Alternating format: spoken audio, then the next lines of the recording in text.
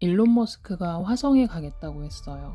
스페이스X로 사람을 화성에 보내겠다고요. 뉴스마다 난리 났죠? 근데 과학자들 사이에서는 이런 말이 있어요. 화성에서 생명체 흔적이 발견되는 날이 인류에게 최악의 날일 수 있다고요. 왜 그럴까요? 오늘 그 얘기 해볼게요. 1950년 물리학자 엔리코 페르미가 동료들이랑 점심을 먹고 있었어요. 외계인 얘기를 하다가 페르미가 갑자기 한마디 했어요. 근데 다들 어딨어? 이게 다예요. 이 한마디가 페르미 역설의 시작이에요.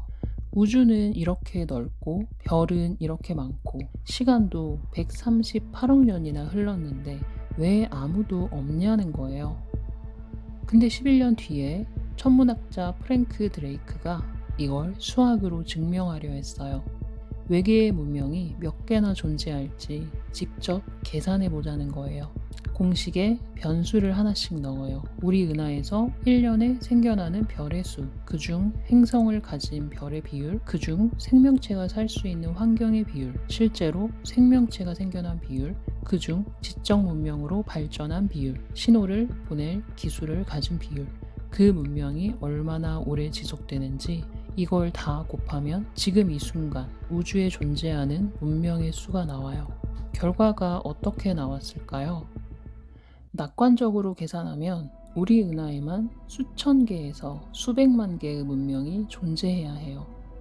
근데 아무도 없어요. 수학적으로 있어야 하는데 계산상 분명히 존재해야 하는데 아무도 없어요. 이게 페르미 역설이에요. 그럼 왜 없을까요? 설명하려는 시도가 여러 개 있었어요. 첫 번째 가설, 그냥 너무 멀어서 못 만나는 거다. 우주가 너무 넓어서 신호가 닿는 데만 수만 년이 걸려요. 지금 우리한테 오고 있는 신호가 있어도 아직 도착을 못한 거라는 얘기예요. 이게 그나마 제일 안심되는 가설이에요. 두 번째 가설, 외계인이 있긴 한데 우리한테 관심이 없다. 우리가 개미한테 말 안 거는 것처럼 훨씬 고도로 발전한 문명 입장에서는 우리는 그냥 관심 바뀔 수 있어요. 이것도 그나마 괜찮은 가설이에요. 세 번째 가설, 다들 신호를 보내고 있는데 우리가 못 받는 거다. 우리가 쓰는 전파 방식이 너무 원시적이어서 그들의 신호를 아예 인식을 못하고 있는 거예요. 마치 개미가 와이파이 신호를 못 느끼는 것처럼요. 이 정도까진 그래도 괜찮아요. 근데 다음 가설부터는 얘기가 달라져요. 중국 SF 소설 삼체에서 나온 개념인데 이게 소설이라고 무시하기가 어려워요. 우주는 어두운 숲이에요. 그 숲 안에 수많은 사냥꾼들이 있어요. 다들 숨어서 숨소리도 안 내고 있어요. 왜냐면 소리를 내는 순간 끝이니까요. 더 강한 문명한테 발견되면 제거돼요. 협상도 없고 경고도 없어요. 발견되는 순간 그냥 없어지는 거예요. 왜냐면 상대가 나를 먼저 없애기 전에 내가 없애야 하거든요. 우주에서 신뢰는 사치예요. 생존이 먼저예요. 그래서 모든 문명이 숨어 있는 거예요. 우주가 조용한 게 아니에요. 다들 숨죽이고 있는 거예요. 근데 여기서 진짜 소름 돋는 부분이 나와요. 우리는 지금 어떻게 하고 있냐면 1974년에 우주를 향해 전파 신호를 쐈어요. 우리 여기 있어요 라고요. 보이저 1호에는 지구 위치가 담긴 금속판을 실어서 우주 밖으로 내보냈어요. 지구가 어디 있는지, 우리가 어떻게 생겼는지 친절하게 적어서요. 어두운 숲에서 혼자 횃불을 들고 소리를 지르고 있는 거예요. 그리고 그 신호는 지금 이 순간에도 우주를 날아가고 있어요. 근데 진짜 무서운 가설은 따로 있어요. 그레이트 필터예요. 우주의 역사 동안 수많은 문명이 생겨났을 거예요. 근데 아무도 없어요. 왜냐면 모든 문명이 어느 시점에서 반드시 넘어야 하는 장벽이 있는데 그걸 넘은 문명이 단 하나도 없는 거예요. 다 거기서 사라진 거예요. 그게 그레이트 필터예요. 여기서 핵심 질문이 하나 나와요. 그 필터 우리 뒤에 있냐 아니면 앞에 있냐. 뒤에 있으면 우리는 이미 넘은 거예요. 운 좋게 살아남은 거. 그러면 우리가 우주에서 유일한 문명일 가능성이 높아요. 외롭지만 그나마 안심이에요. 근데 앞에 있으면요? 우리 차례가 아직 안 온 거예요. 그리고 한 가지 더 있어요. 화성에서 미생물 흔적이 발견된다면 그게 좋은 뉴스처럼 들리죠? 우주에 우리만 있는 게 아니라는 증거니까요. 근데 과학자들은 반대로 말해요. 논리가 이래요. 생명체가 생겨나는 건 우주에서 꽤 흔한 일이에요. 화성에서도 생겨났을 정도로요. 근데 그 생명체들이 지적 문명으로 발전한 사례가 우리밖에 없어요. 드레이크 방정식대로라면 수백만 개가 있어야 하는데요.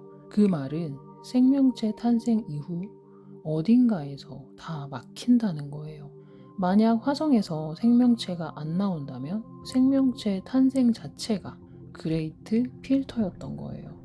우리는 이미 그 필터를 넘은 거고요. 그나마 안심이에요. 근데 화성에서 생명체가 나온다면요? 생명체 탄생은 필터가 아니에요. 그럼 필터는 더 앞에 있다는 뜻이에요. 지적 문명이 된 이후 어느 시점에서 반드시 막히는 장벽이 있다는 거예요. 핵전쟁일 수도 있고 기후변화일 수도 있고 인공지능일 수도 있어요. 근데 공통점이 있어요. 전부 다 문명이 스스로 만들어내는 거예요. 화성 생명체가 우리를 멸망시키는 게 아니에요. 우리 스스로 그 필터를 향해 걸어가고 있는 거예요. 그리고 그 필터가 뭔지 아직 아무도 몰라요. 우주가 조용한 이유가 뭔지는 아직 몰라요. 그냥 멀어서일 수도 있어요. 다들 숨어 있는 걸 수도 있어요. 아니면 우리가 유일한 문명일 수도 있어요. 근데 그레이트 필터가 우리 앞에 있다면 우리 차례도 언젠가 온다는 거예요. 그리고 그 필터 밖에서 오는 게 아니에요.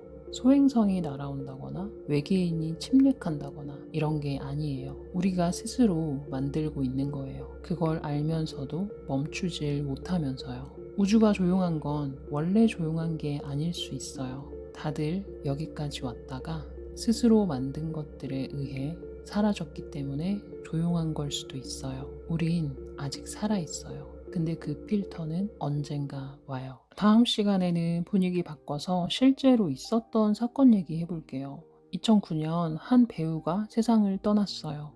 그리고 문서가 발견됐어요. 수십 명의 이름이 적혀 있었어요. 유력 인사들이었죠. 경찰이 수사했고 검찰도 수사했어요. 근데 오히려 수사 과정에서 이상한 일들이 계속 벌어졌어요. 핸드폰이 잘못 압수됐고 통화 내역이 사라졌어요.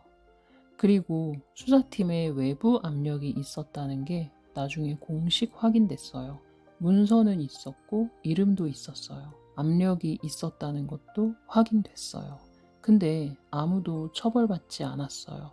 어떻게 그게 가능했는지 다음 시간에 얘기해 볼게요. 궁금하면 구독하고 같이 들어요. 썰 아카이브였습니다.